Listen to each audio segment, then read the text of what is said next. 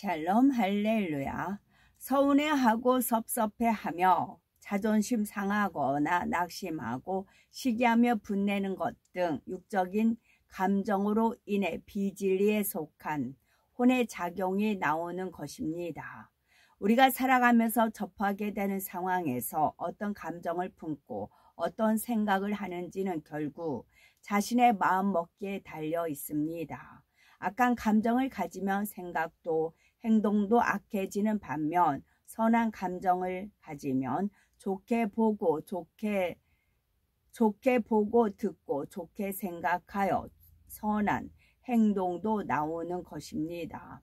성경에 보면 베드로가 예수님께 책망을 들은 장면들이 기록되어 있는데 이때 베드로는 예수님께 서운해하거나 어떤 감정을 품지 않았습니다.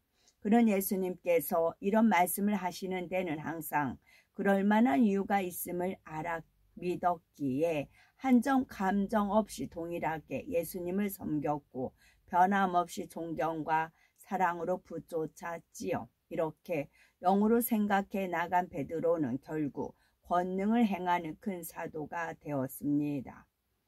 반면에 가룟 유다는 어떠합니까? 베다니 마리아가 예수님께 향유를 부어드릴 때 가룟 유다는 가난한 사람들을 생각하는 척 향유를 아까워하며 마리아를 비난했습니다. 이때 예수님께서는 가룟 유다의 편을 들어주시지 않고 영적인 섭리 가운데 예수님의 장사를 예비하는 마리아를 칭찬하셨지요. 그리고 가룟 유다에게 네가 틀렸다. 왜 영적으로 생각하지 못하느냐 하신 것도 아니고 너는 왜 나를 속이고 도적질하느냐라고 책망하신 것도 아닙니다. 그런데도 유다는 자신의 말을 인정해 주시지 않는 예수님에 대해 불만과 감정을 품게 되었는데 이런 감정들이 쌓이다 보니 사단이 주는 생각을 받아들여 예수님을 배신할 계획을 짜게 되었고 결국 예수님을 파는 죄를 지었던 것입니다. 예수님의 제자였던 그가 이렇게 멸망의 길로 가게 된 것은 그만큼 평소에도 원수마귀 사단의 역사를 따라 악한 생각을 쌓아왔기 때문입니다.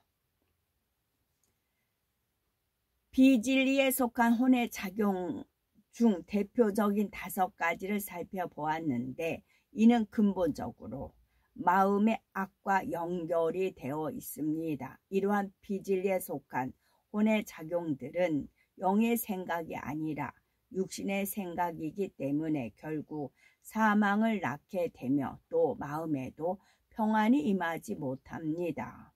그러므로 나 스스로를 잘 점검하셔서 비진리의 생각들을 신속하게 버리고 온전히 진리로 보고 듣고 생각하며 말하고 행동할 수 있어야 되겠습니다. 거꾸로 행동하는 청개구리. 청개구리 이야기. 비가 많이 내리는 여름날이면 논이나 밭에서 들을 수 있는 소리가 있습니다. 깨굴깨굴. 청개구리는 비가 내리는 날이면 유난히 모청을 드높여 울지요. 여기에는 오래전부터 전해 내려오는 이야기가 있습니다. 한 마을에 엄마 청개구리가 있었습니다. 엄마 청개구리는 한 가지 근심이 있었는데 그것은 바로 아들 개구리가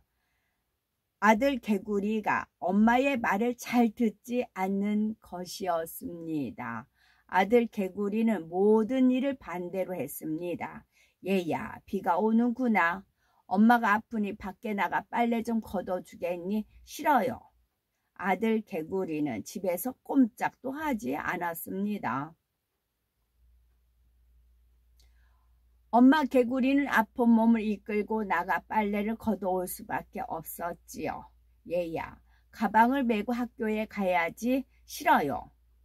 아들 개구리는 가방을 그대로 둔 채 학교로 향했습니다. 엄마 개구리가 가방을 들고 느린 걸음으로 뒤쫓아 아들은 빠르게 달렸습니다. 엄마 개구리는 그대로 집으로 돌아왔지요. 얘야, 오늘은 날씨가 화창하니 우산을 안 가져가도 되겠다. 싫어요. 아들 개구리는 평소에는 챙기지도 않던 우산을 활짝 펴들고 집을 나섰습니다. 제가 정말 콜록콜록. 엄마 개구리는 아들 개구리를 키우며 점점 쇠약해졌습니다. 아들 개구리를 불러서 타일러도 보고 혼도 내어 보았지만 전혀 소용이 없었지요. 얘야, 엄마가 몸이 안 좋으니 좀 도와주렴. 제가 왜 엄마를 도와야 해요? 저는 할 일이 아주 많아요. 엄마와 너는 세상에 단둘뿐인 가족이잖니. 좋은 일은 함께 기뻐하고 힘들면 서로 도와야지. 저는 가족보다 친구가 더 좋아요. 친구들은 같이 뛰어놀고 게임도 할 수 있는데 엄마는 맨날 집에서 누워있기만 하잖아요. 전 밖에 나가 놀 거예요. 네가 엄마를 돕지 않으면 누가 돕겠니? 저는 몰라요. 엄마도 친구를 찾아보세요. 아들 개구리는 매몰차게 말하고 자리를 떠났습니다. 엄마 개구리는 슬프고 속상해서 눈물을 뚝뚝 흘렸죠. 아들 개구리는 아픈 엄마는 뒷전으로 하고 항상 밖으로 놀러 다니기만 했습니다. 친구들과 연못에 떠있는 연잎 위를 폴짝폴짝 뛰어다니며 술래잡기도 하고 숲을 탐험하기도 했지요. 엄마 개구리가 숲에는 위험한 동물이 있으니 가지 말라고 해도 듣지 않았습니다. 어느 날이었어요. 아들 개구리는 친구들과 함께 숲에 갔습니다. 오늘은 좀 깊이 들어가 볼까? 그래, 맨날 놀던 곳은 지겨워.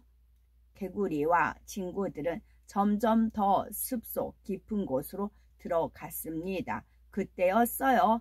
으아! 뱀이야. 친구 개구리가 갑자기 나타난 뱀에게 다리를 물렸습니다. 개구리들은 너무 무서워서 뒤도 돌아보지 않고 마구 달렸습니다. 아들 개구리는 그 길로 집으로 돌아왔습니다. 엄마, 제가 숲에서 뭘 봤냐면요. 엄마.